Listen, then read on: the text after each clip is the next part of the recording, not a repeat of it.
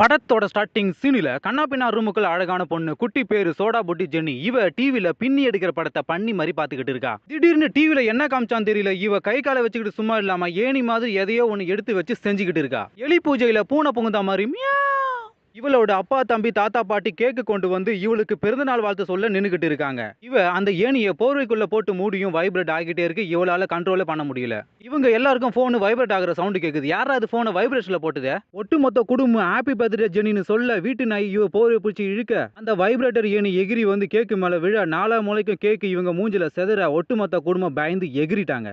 ஏண்டா இதுக்கு பேரு தான் பிறந்தநாள் வாழ்த்தா? லேடிஸ் அண்ட் ஜென்டில்மேன், நாம இன்னைக்கு பார்க்க போற படம் 2007 ரிலீஸ் ஆன நாட் அனதர் டீன் மூவி. படத்தோட கதையை ஆரம்பிக்கலாமா? குடும்பமே ஜெனியை காரி துப்பியும் அதையும் தொடச்சி போட்டுட்டு ஸ்கூலுக்கு கிளம்புறா. ஜெனிக்கு ஒரு தம்பி நல்லவன், ஆனா பொண்ணுங்க கூட இருந்தா கேடு கட்டுவன். இவளோட அப்பா பேரு கில்பர்ட், காயலாங்கட கார பைலட் மாதிரி ஓட்டிக்கிட்டு பொண்ணையும் பையனும் லேட்டா ஸ்கூல்ல போய் வர்றான். டான்ஸ் ஆடிக்கிட்டு இருந்த ஒரு பொண்ணையும் அடிச்சு தூக்கிட்டான். இந்த ஸ்கூல்ல படிக்கிற பொண்ணுங்க சட்டை போடுவாங்க ஆனா பட்டன் போட மாட்டாங்க, பேண்ட் போடுவாங்க ஆனா ஜிப்பு போட மாட்டாங்க. ஆக மொத்தத்தில் ஒழுக்கம் என்றால் என்னன்னே தெரியாத பள்ளிக்கூடம், ஆனால் பலான கூடம்.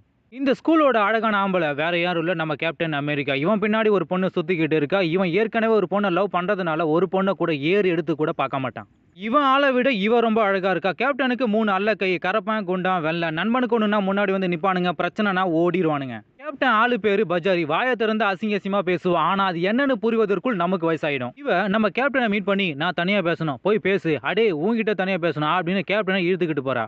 இவங்க 2 பேரும் பேசுறத ஒரு பையன் வீடியோ எடுத்துக்கிட்டு இருக்கான். அவனை தான் நான் லவ் பண்றேன் அப்படின்னு இவ சொல்ற. இதை கேட்ட உடனே கேப்டனால அழ கூட முடியல. கேப்டனோட ஃப்ரெண்ட்ஸ், டே மச்சான் அவன் ஆளை எவனோ ஒருத்தன் கிஸ் பண்ணிக்கிட்டு இருக்கான்டா, எனக்கும் அவளுக்கும் பிரேக்கப் ஆயிடுச்சு மச்சியா அப்படின்னு ஃப்ரெண்ட்ஸ் கிட்ட சொல்றான். அட விடு மச்சான், இந்த பொண்ணுங்களே இப்படிதான். அந்த பஜாருக்கு ஏத்த பக்கோடா வாங்கி அவன் தான் கரெக்டா இருப்பான், அவன் உனக்கு ஏத்தவில்லை மச்சி. இந்த ஸ்கூல்ல ராஜா ராணி போட்டி நடக்க போகுது. இப்போ கேப்டனுக்கு ஒரு பொண்ணு வேணும். அதுக்காக இவனோட ஃப்ரெண்ட்ஸ் இவனுக்காக ஒரு பொண்ணை தேடிக்கிட்டு இருக்கானுங்க.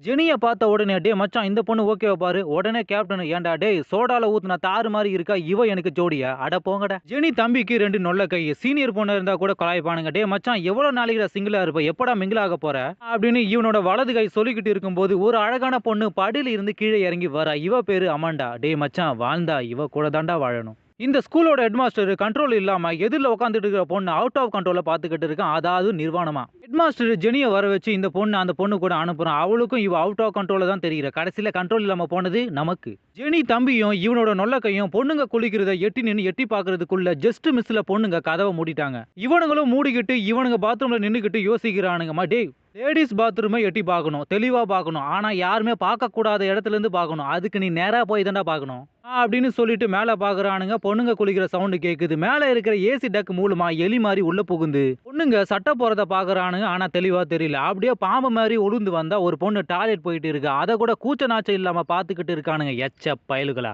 இவனுங்க இருந்த ஏசி டக்கு வயிட்டு தாங்காம டாய்லெட் போன பொண்ணு மேல இவனுங்க விழ அங்கேயும் வயிட்டு தாங்காம தரைய பொழந்துகிட்டு இவங்க 4 பேரும் கூடவே அந்த டாய்லெட்டும் பாடம் எடுத்துக்கிட்டு இருந்த வாத்தியார் மேல பீழ்ச்சி அடிக்க ஒட்டுமொத்த காலசும் டாய்லெட் மாதிரி நாரி போச்சு. இன்னும் 2 நாள்ல ராஜாராணி போட்டி வர போகுது. அதுக்காக கேப்டன் ஒரு அழகான பொண்ணை தேடிக்கிட்டு இருக்கு. ஆனா ஒரு பொண்ணு கூட சிக்கல. ஏன் வழி தனி வழி அப்படின்னு சொன்ன கேப்டன் வேற வழி இல்லாம ஜெனியை மீட் பண்ணி டேட்டிங் போலாமா அப்படின்னு கேட்க, ஆனா அவ உன் பின்னாடி 1000 பொண்ணுங்க சுத்தலாம், ஆனா நீ என் பின்னாடி சுத்திக்கிட்டு இருக்க, ஏற்கனவே ஒரு பண்ணாடை என் பின்னாடி சுத்திக்கிட்டு இருக்க, அவனையும் என்னால சமாளிக்க முடியல, இப்ப நீ வேற போடா போய் படிக்கிற வேலையை பாரு அப்படின்னு சொல்லிட்டு போனவ அன்னைக்கு நைட்டு கேப்டன் சொன்னதை நினைச்சு ஃபீல் பண்ணிக்கிட்டு இருக்க. இந்த பொண்ணுங்களே இப்படிதான், பசங்களை அழ வைக்கிறதே இவங்களுக்கு வேலை. நம்ம கேப்டனு ஜெனியை உசார் பண்ண ஜெனி ஃப்ரெண்டு லைலாவை கரெக்ட் பண்ணி ஐடியா கேட்கறான். அவளும் ஒரு பொண்ணோட மனசு ஒரு பொண்ணுக்கு தான் தெரியும் அப்படின்னு சொல்லிட்டு இவளோட மனசை கேப்டனுக்கு திறந்து காட்டுறா.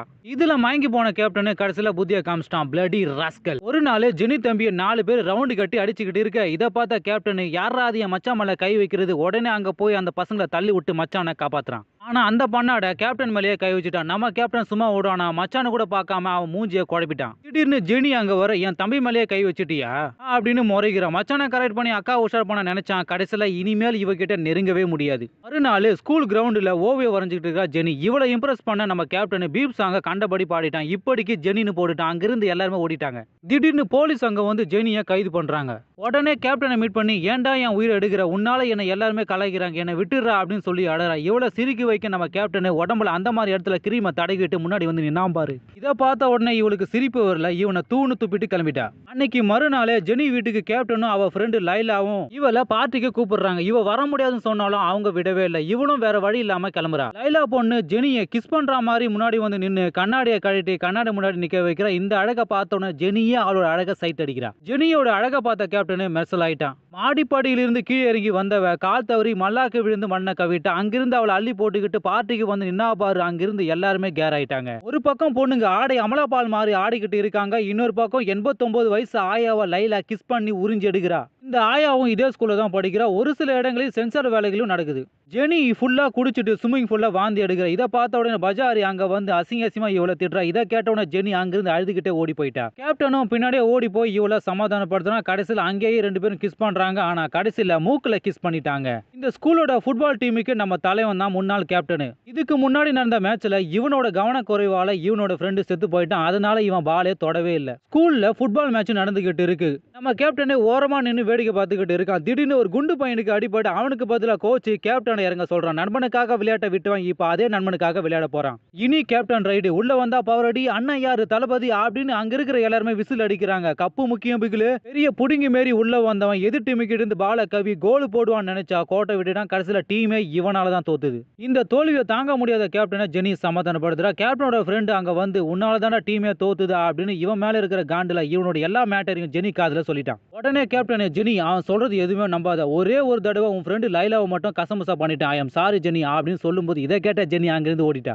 டே மச்சான், அவ காதுல நான் ஒண்ணுமே சொல்லல, நீயே எல்லாத்தையும் உளறிட்ட, அவசரப்பட்டிய குமார். ஒரு வழியா ஸ்கூல்ல ராஜா ராணி போட்டி நடக்குதுப்பா. நம்ம ஜெனி தம்பி அந்த அமெண்டா பொண்ணை மீட் பண்ணி அண்டாவை கொடுத்தே கரெக்ட் பண்ணிட்டான். இந்த மூஞ்சிக்கு இப்படி ஒரு பொண்ணா நல்லா. ஒரு பக்கம் ஜெனியும் கேப்டனோட ஃப்ரெண்டும் ஜோடி ஆடிக்கிட்டு இருக்க. இன்னொரு பக்கம் ஜெனி ஃப்ரெண்டு லைலாவும் கேப்டனும் ஆடிக்கிட்டு இருக்க. திடீர்னு அந்த லைலா பொண்ணு இல்ல இச்சுன்னு கேப்டனை கிஸ் பண்ணிட்டா. இதை பார்த்தோன்னா ஜெனி அங்கிருந்து அழுதுகிட்டே போயிட்டா. இந்த வருஷம் அழகு போட்டியில நான் தான் ஜெயிக்க போறேன் அப்படின்னு பஜாரி நினைச்சுக்கிட்டு இருக்கு. ஆனா ஸ்கூல் ஹெட் மாஸ்டர் ஒட்டி பிறந்த இரட்டையர்களை சாருலதா சிஸ்டர்ஸ் அழகிகளால தேர்ந்தெடுத்துட்டான். இதை கேட்ட உடனே பஜாரியால தாங்கவே முடியல. கேப்டனை பார்த்த ஜெனி அங்கிருந்து ஓடி போயிட்டா. பின்னாடி இவனும் துரத்திக்கிட்டு போறான். ஆனா எங்க போனான்னு இவனுக்கு தெரியல. ஜெனி பாய் ஃப்ரெண்ட் அங்க வந்து அவ ஹோட்டல் ரூமுக்குள்ள போயிருக்கான் அப்படின்னு இவன் போய் சொல்லிட்டான். இவன் பேச்சா நம்பி நம்ம கேப்டன் அங்க போய் பார்த்தா ரூமுக்குள்ள சவுண்ட் கேக்குது. உடனே கதவை திறந்துட்டு உள்ள போனா இவன் ஃப்ரெண்டும் பஜாரியும் கசமசா பண்ணிக்கிட்டு இருக்க. இத பஜாரில ஒரு வீடியோ எடுத்துக்கிட்டு இருக்கான், அதுவும் ஜட்டி இல்லாம. இவங்க 3 பேரோட மூஞ்சையும் குழப்பிட்டு அங்கிருந்து கிளம்பி ஜெனி வீட்டுக்கு போனா ஜெனி அப்ப சின்ன குழந்தை மாதிரி விளையாடிக்கிட்டு இருக்கான். அவன் கூட ஐக்கியமாயி யோ உன் பொண்ணு எங்க, அவ அப்பவே கிளம்பி ஏர்போர்ட் போயிட்டல, இதை ஏன் நான் வந்தவனே சொல்லல, நீ கேட்கவே இல்லையா, அட போயா.